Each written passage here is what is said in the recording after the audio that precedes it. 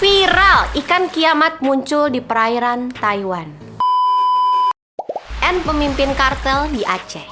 Seorang wanita yang dikenal tajir melintir dan dermawan telah ditangkap. Ngeroyok wasit TNI, warga dikejar balik satu kompi. Halo gengs, maniak apa kabar? Welcome to information. Infonya gak bikin bosen. Wow!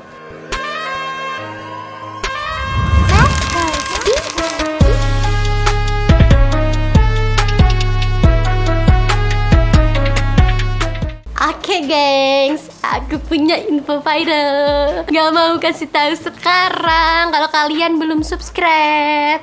Udah belum? Udah like belum? Udah aktifin notifikasinya belum? Karena aku tuh gak suka orang-orang yang kudet. Gak mau aku. Apa tuh kudet? Kurang update. Kalau mau update itu harus stay tune nongkrong di sini di information. Karena infonya nggak bikin bosan. Nah itu dia. Oke langsung aja.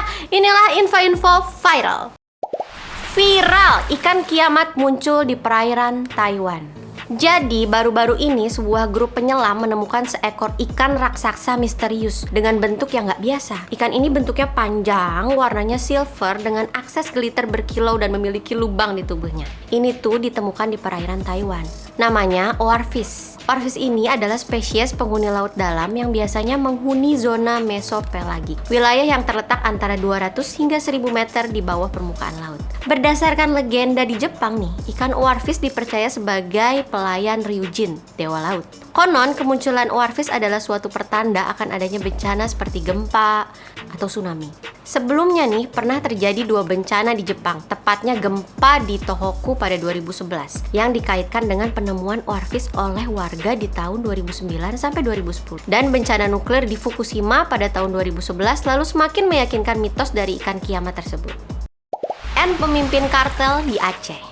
Seorang wanita yang dikenal tajir melintir dan dermawan telah ditangkap Badan Narkotika Nasional di Aceh. N yang dikenal sebagai sosialita dan sangat dermawan ini terbongkar kedoknya ketika petugas BNN menangkap suami kedua N yang berinisial AN dan satu orang lainnya yang diduga satu komplotan di Sunggal, Medan. Nggak tanggung-tanggung, barang buktinya berupa 52 kg sabu, 70 kotak Rolex berisi 323.822.000 butir ekstasi dengan berat 129 kg dan 30.000 butir ekstasi di rukonya yang terletak di daerah Sunggal. Ini tuh Ratu Zarima sama ini banyakan mana nih ekstasinya nih? Hal tersebutlah yang membuat Nyonya N dijuluki Ratu Narkoba.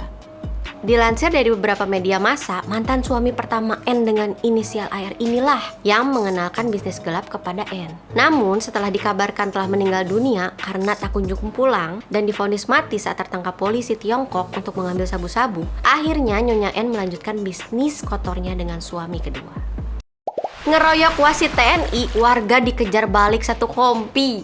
Dalam video yang diunggah di beberapa media sosial, seorang wasit berseragam kuning hitam dikejar oleh beberapa warga hingga mendapat pukulan dan tendangan saat memimpin pertandingan sepak bola dalam rangka memperebutkan Bupati Cup 2023 di Malinau, Kalimantan Utara. Insiden ini pun membuat pertandingan sepak bola harus dihentikan oleh panitia penyelenggara. Namun gak berhenti di situ, wasit yang dikeroyok warga ini ternyata salah satu anggota TNI dari Batalion 614 Raja Pandita. Akibatnya, rekan wasit yang sesama anggota TNI ini pun tidak terima dan berbondong-bondong mengejar balik warga yang terlibat pengeroyokan tersebut. Pelajar WNI dibunuh di Jepang. Baru-baru ini di Indonesia dan Jepang dikejutkan dengan penemuan jenazah seorang pelajar WNI perempuan 23 tahun asal Kabupaten Padang, Pariaman, Sumatera Barat. Josie Putri Cahyani ditemukan tewas di apartemen Maebashi, Jepang. Berawal dari laporan teman sekamarnya, Rosalia Bratanegara, yang sebelumnya mengatakan bahwa korban terakhir kali dihubungi pada 17 Agustus 2023. Menurut Rosalia, sebelum hilang kontak, korban pergi bersama kenalannya, seorang warga Jepang yang bernama Keiichiro Kajimura. Polisi Jepang berhasil menangkap Keiichiro Kajimura, terduga pelaku pembunuhan terhadap korban JPC di salah satu stasiun di Tokyo pada 24 Agustus 2023. Keiichiro adalah pria pengangguran yang diduga mengetahui kematian Josie. Pria 40 tahun ini ternyata memiliki catatan kriminalitas serta diduga mencekik kekasihnya hingga tewas pada tahun 2017 lalu. Namun, dia dibebaskan karena dinilai mengalami gangguan jiwa. Judi online bikin warga 62 rugi hingga 27 triliun. Menurut data yang didapat oleh Menteri Kominfo Budi Aris Setiadi dalam konferensi pers update terkait pemberantasan judi online, kerugian masyarakat akibat judi online diperkirakan 2,2 triliun untuk satu situs saja. Jadi per tahunnya bisa mencapai 27 triliun. Dalam kesempatan itu, Budi Ari mengungkapkan ada 886.719 konten judi online yang diblokir. Sebagai langkah konkret, dia juga akan segera berkoordinasi dengan Bapak Kapolri untuk mendukung proses penindakan hukum pelaku perjudian online, baik pengembang, bandar, sponsor, pihak yang mempromosikan, maupun pihak-pihak belakang kegiatan perjudian online yang beroperasi di Indonesia. Oke gengs, terima kasih sudah menonton aku mode serius. Ketek aku basah geng. Besok-besok aku bakalan bacain berita-berita kayak begini tapi dengan bahasa yang kasual. Yang penting kan kalian ngerti. Kelek nyong bahasa ini. Besok-besok kalian jangan komplain kalau misalnya aku bacainnya pakai bahasa aku ya. Biar kalian tuh mudeng gitu.